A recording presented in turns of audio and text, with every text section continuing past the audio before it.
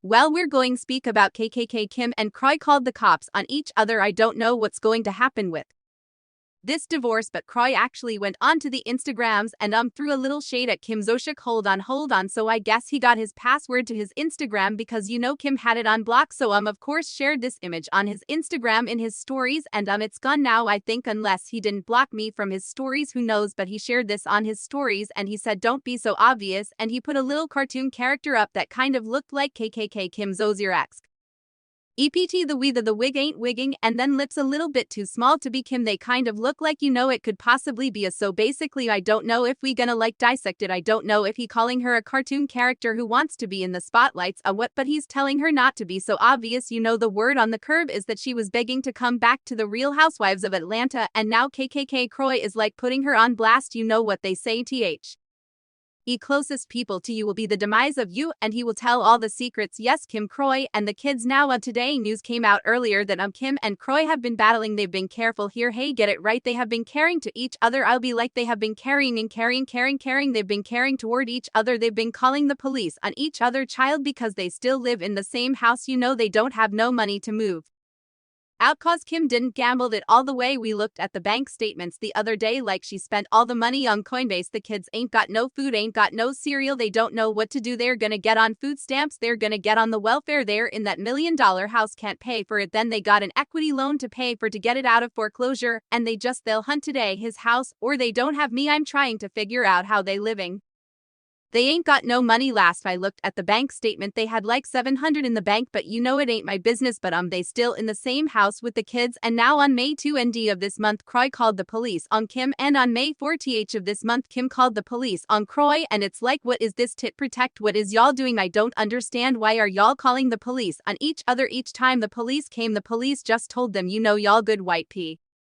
Yapple, because police don't normally lock up the white people when they call them for domestic violence. It's the black people. They used to be like, we gotta lock both y'all up. We don't know who telling the truth. We locking both y'all up. But each time they came across how they told them they need to get along. They said they need to get along for the sake of the children. Then they left. Exactly. It's so ghetto. It is okay. Oh, you keep calling the police now. Kroy apparently phoned the cops on Kim because he wanted to take a shower. Wait, I'm gonna read it to you because this is odd. Kroy called the police because he wanted to take a shower in the master bathroom and Kim would not let him. Okay, this was on Radar Online. Honey, a tense verbal dispute between Kroy and Kim led the former NFL star to call the cops on her amidst the divorce proceedings. An investigative report obtained by Radar Online detailed the incident that unfolded on May 2nd around 10:23 p. Noting that Biermann was the first-degree officers upon their arrival. The police initially responded to the house regarding a domestic dispute, although both claimed they did not get physical once officers were actually on the scene. The report stated that the former Real Housewives of Atlanta star Zolciak was refusing to leave the master bathroom despite expressing that he wished the shower. Nothing physical occurred, according to Biermann, who told officers this occasion marked the first time at the police was called in response to an incident involving them. Biermann stated there were kids home at the time, but they were already asleep and ignorant of any disagreement between himself and Zolciak. Kim, however, gave a different perspective. She said that she was on the phone when Kroy began shouting at her and telling her to leave.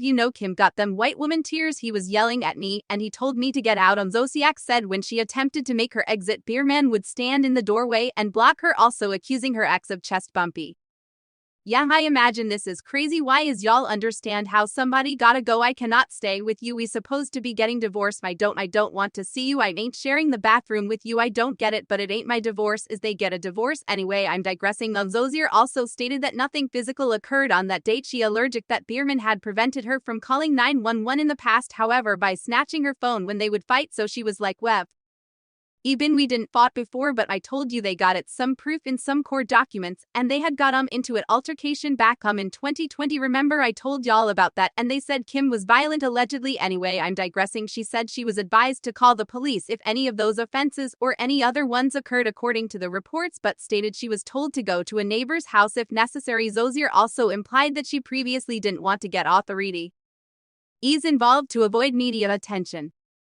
Okay, why don't y'all just move? Okay, cops told Biermann to separate from Zolciak for the night so things wouldn't escalate. He was informed that he would be charged with offenses if he prevented Zolciak from calling 911 or forced her to stay in the home in the future. Just like I told you, you know that came, they saw and they left. Now if it was us, one of them would have went to jail, okay, because the police ain't coming out there for nothing. You didn't waste that hard taxpayer money to call us on a domestic situation. One of y'all or both y'all is going to jail, period. But you know they Caucasian, that's not what happened in the Caucasian household. Now Kim, 2 days later the police had to come back to the house, okay, after Kim said she called the police for it of locking up her designer bags and jewelry in a safe. Said you was not going to the pawn shop today. Craig put the designer bags and jewels in a safe. First of all, y'all going through a divorce, you're not supposed to be taking out your possessions out of the house. So where you going with all the jewelry, Kim? Where is you going with all the purses, Kim? We don't know. They're safekeeping so that they can have accountability. So when they need to know what y'all income is and how much money y'all got, it's in the safe, okay? Crow was keeping tabs on that because he knows that Kim has a problem, honey. She's probably gonna sell them purses and that jewelry and go down to the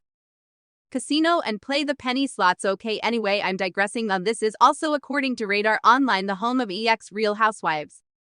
And her estranged husband is becoming an increasingly volatile place. A police report states on May 4th, only 2 days after 911 was called to deal with a separate domestic dispute involving the parties, cops were back at their home over Kim stating that Kroy abducted her and over property claim. Kim stated that Kroy snatched from her and kept in a safe. I don't know. During interrogation, Biermann admitted to responding police officers that he was allegedly attacked by Kim, claiming that he has an audio recording to prove it. Kroy then advised that Kim had punched him in the back of the head during an earlier altercation concerning the disputed property. Kim is valid on, he said, May. According to the May 4th report by a Milton, Georgia police officer that arrived at the home, Biermann told the officer he didn't have any visible injuries or evidence to prove that Kim had caused any injuries to him other than an audio recording of the incident, but he said she hit him. Why they didn't take her to jail? Should have been in jail. It was her word against his word. I'm just saying Kim is violent. That's a ghetto. That's just anyway. As Radar Online first report is Biermann and Zolciak filed their divorce petitions on May 8th. Okay, the voice was May 8th. On May 2nd, Kroy called the police. On May 4th, Kim called the police. And then on May 8th, Kroy filed for divorce, and then Kim filed right after him because she was racing to the courthouse, but Kroy beat her. This is a mess, honey. Both acts